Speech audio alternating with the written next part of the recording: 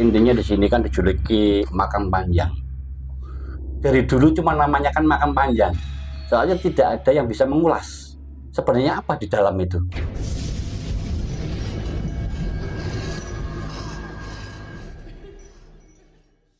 Saat ini kita mendapatkan sebuah makam terpanjang di dunia. Siapa sangka di Trowulan ini tidak hanya tinggalan era kerajaan Majapahit, melainkan juga tinggalan dari Empu Sindok, Singosari, termasuk kemudian Kadiri dan Kahuripan ya. Banyak sekali di sekitar Trowulan ini situs-situs tertua. Termasuk kemudian di makam panjang ini ya, yang merupakan makam terpanjang di dunia. Dengan adanya makam panjang di sini ada semacam prasasti terlangka dan terpenting yang bisa terawat di lokasi ini. Jadi rahayu, rahayu, rahayu, ong wilaheng sekaring jagat bawana langgeng sekaring kacang sekaring mayang dari Mbah Nuwun Sewu putunipun sowan. Di lokasi inilah kemudian ada prasasti era kerajaan Singosari.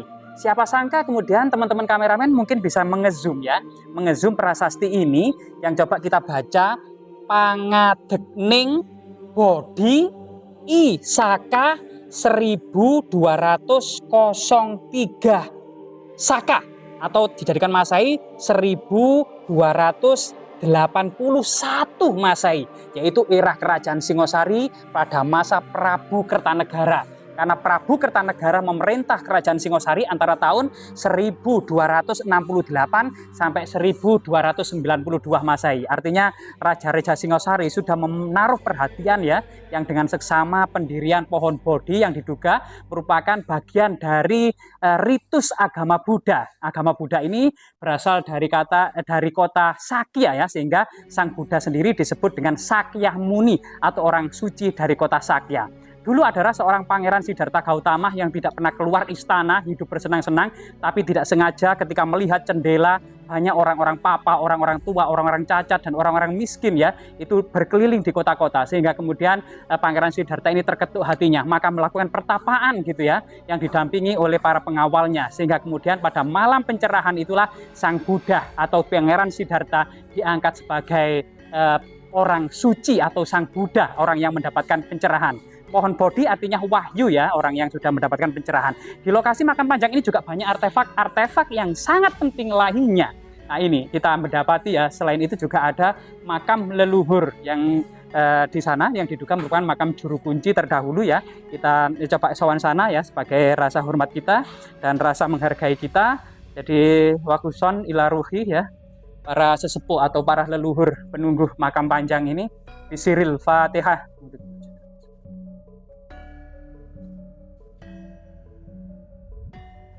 Ya, dan selain itu juga ada sumur tua yang diduga juga untuk pengobatan ya, termasuk kemudian artefak-artefak penting seperti lumpang batu ya, beberapa arca yang diduga juga arca kuno, ada Pangeran Siddhartha atau Sang Buddha dalam duduk meditasi gitu ya, lumpang batu dari batu basal ya, dan lumpang batu dari batu kecil, termasuk karena balok-balok batu candi dan umpak batu. Diduga ini merupakan tinggalan era terdahulu ya dari prasasti yang ada, ternyata era kerajaan Singosari. Kerajaan Singosari sendiri didirikan oleh Ken Arok tahun 1222. Ken Arok memerintah Singosari sampai tahun 1227. Digantikan putranya dari istri Ken Dedes, dan sebenarnya adalah putra Tunggul Ametung ya, yang memang Ken Dedes adalah janda yang dinikahi oleh Ken Arok yang melahirkan Anusapati. Anusapati kemudian memerintah Singosari antara tahun 1227 sampai 1247. Kemudian 48 ya, kemudian digantikan oleh Wisnuwardana. Raja Wisnuwardana ini memerintah Singosari tahun 1248 sampai 1268. Kemudian digantikan oleh Kertanegara. Raja Kertanegara inilah kemudian yang memiliki visi misi menyatukan Nusantara, mengirimkan ekspedisi Pamalayu, termasuk kemudian mengelola dan memperbaiki pelabuhan Canggu, termasuk menatah tanah-tanah yang ada di Trowulan ini ya, termasuk di lereng-lereng Gunung Welirang. Nah, di dalam ini diduga ada altar pemujaan yang sangat magis dan sakral. Kita ditemani oleh Kang Gun atau Ki Joko Linglung. Ya, Ki Joko Linglung ini berada di tempat yang paling magis dan sakral.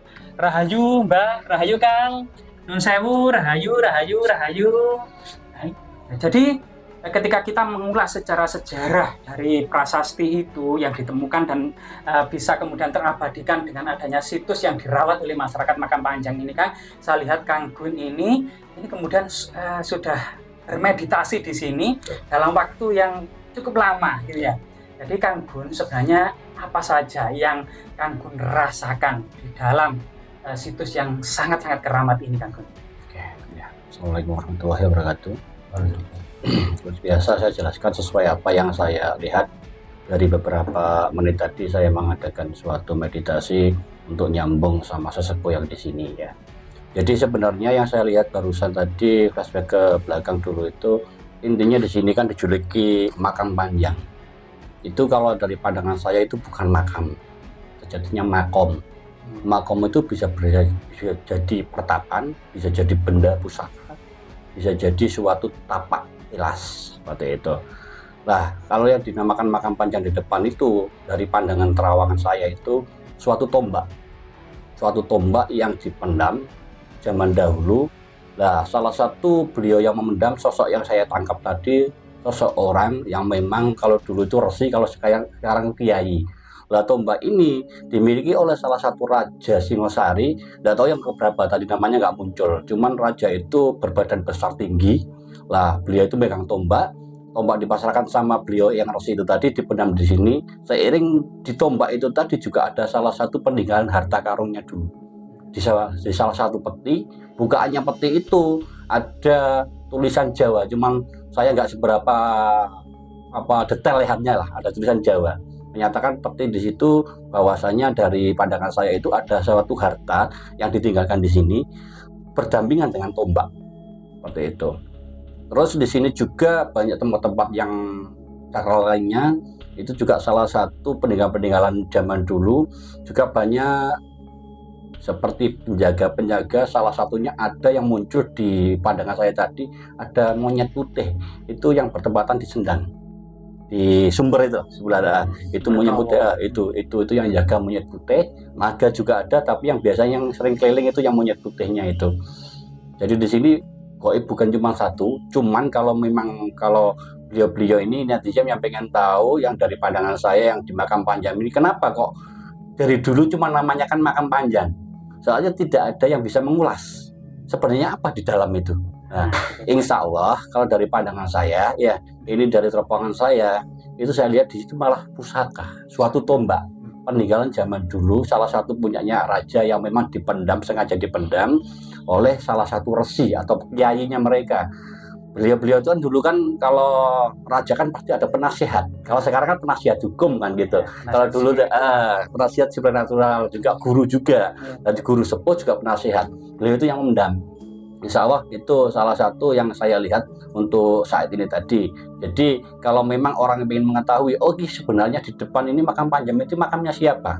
Kalau dari pandangan saya, selama tadi saya meditasi, itu bukan suatu makam, tapi makom. Makam sama makam itu beda ya. Kalau makam itu orang yang meninggal. Kalau makom itu bisa pertapan, bisa pusaka, ya, bisa suatu napak tilas seperti itu. Jadi orang kadang nggak bisa membedakan mas ya, gitu. Jadi kesempatan saya pada waktu ini saya jelaskan biar orang-orang yang di luar sana nanti semua biar paham antara perbedaan antara makam sama makom seperti itu.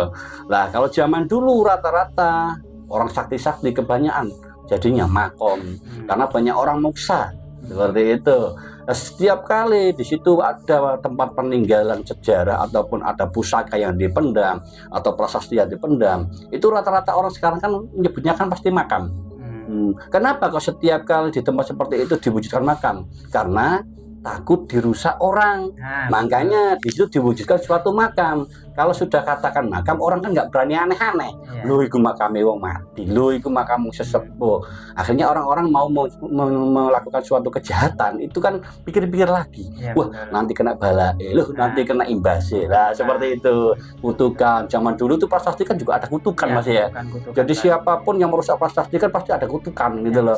Makanya suatu prasasti itu tidak luput dari gaib gitu. Setiap penangkapan prasasti itu memerlukan suatu ritual khusus gitu loh. Jadi bukan hanya sekedar sekarang kayak patok sawah dijedok, enggak. Jadi ada ritual-ritual khusus yang memang dijalankan para resi zaman dahulu untuk menancapkan suatu prasasti. Nah, Makanya siapapun orang yang intinya di situ mau merusuhi, reseki, menyuri atau apa, pasti ada imbasnya. Itu bukti-bukti sudah ada di mana-mana. Kalau prasasti sampai dicuri sampai apa, otomatis keluarganya atau dia atau yang mencuri pasti kena bala, pasti kena musibah, bahkan meninggal. Nah betul, bahkan ada juga prasasti yang kembali gitu loh, setelah dicuri secara gaib kembali lagi gitu loh. Ya itulah suatu kesaktian zaman dahulu. Ya, orang dulu itu nggak bisa diremehkan kan gitu loh. Ya kalau orang sekarang sih ya beda lagi lah soalnya. Mangani wani, biyen kan tirakate sing wani yang ngoten lah. Jadi untuk penjelasan penjabaran di sini saya lihat memang magisnya sangat istimewa gitu loh. Jadi sama juga seperti yang kemarin-kemarin tadi itu, intinya setiap kali siapapun yang munajat di sini yang penting yakin, istiqomah, menyatakan intinya di sini ada niatan baik, positif, insya Allah terkabul. Nah, seperti itu. Nah, salah satu sumber yang di sana nanti kalau memang kita ke sana sekalian, kita lihat airnya seperti apa, terus kita jelaskan juga nanti gaibnya situ yang jaga itu, yang monyet putih itu berperan apa di situ. Seperti itu ya. Jadi kita lanjutkan. Satu lagi. Ini kan pusaka Raja Singosari, dan Trawulan itu identik dengan ibu kota dan istana kerajaan Majapahit. Ya, sebenarnya berarti lokasi ini ada keistimewaan sebelum dijadikan ibu kota kerajaan Majapahit. Kira-kira salah satu keistimewaannya lokasi ini seperti apa, Kang? Ini, jadi setiap kali tempat itu kan mempunyai suatu tempat kayak sekarang itu strategis lah. Nah, ini salah satu tempat strategis yang memang di situ yang bisa dijadikan suatu tempat untuk bertempat tinggal ataupun untuk menggait suatu keilmuan. Jadi kayak orang, kenapa kalau orang kadang tirakat harus di gunung? Nah, karena apa? Di gunung itu suatu tempat yang memang cocok untuk orang meditasi ataupun mengalap berkah. Jadi orang kalau memang mau menjadi orang sakti otomatis harus jauh dari orang lain. Zaman dulu ini jauh dari orang. Gitu loh. Sebelum Kerajaan Majapahit ini termasuk hutan belantara, masih sepi, termasuk tinggi juga. Disitulah beliau memilih tempat ini untuk seperti itu, untuk diragatan, untuk bertempat tinggal, karena kemunajatannya itu lebih bagus seperti itu. Strategis lah gitu lah. Ya, terima kasih atas waktu dan kesempatannya. Semoga bermanfaat dan ini adalah salah satu yang tempat istimewa karena sudah disiapkan oleh raja-raja terdahulu dan telah kemudian dipilih oleh raja-raja Majapahit untuk dijadikan ibu kota atau istana dan menghantarkan Majapahit di puncak kejayaannya. Jadi leluhur kita merupakan mata rantai atau kita memiliki benang merah dengan leluhur kita. Jika kita tahu sejarah, maksud dan tujuan para leluhur gitu ya, memilih suatu tempat, maka kita akan tahu makna dan keistimewaan tempat tersebut. Semoga bermanfaat.